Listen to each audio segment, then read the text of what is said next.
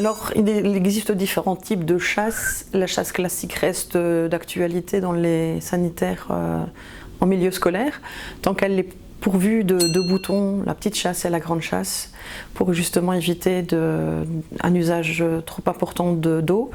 On prévoit parfois des réservoirs suspendus, ça va pour avantage de permettre justement un nettoyage assez efficace.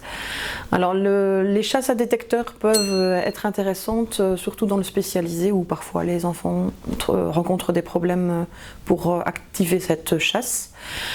Par contre, la chasse automatique elle doit être évitée si elle n'est pas programmable dans le temps, parce qu'elle entraîne justement un gaspillage assez important d'eau durant le week-end, les congés, les soirs. Si possible, on prévoit justement une pompe et un réservoir d'eau de pluie. Ça a pour avantage de réaliser de belles économies et d'éviter le calcaire. Si ce raccordement n'est pas possible, pour éviter le calcaire dans les réservoirs, on placera un petit filet de vinaigre de temps en temps. Au niveau du lavabo, on prévoira autant que possible des mitigeurs permettant justement d'avoir de l'eau chaude pour le technique et les professionnels qui ont besoin de se dégraisser facilement les mains.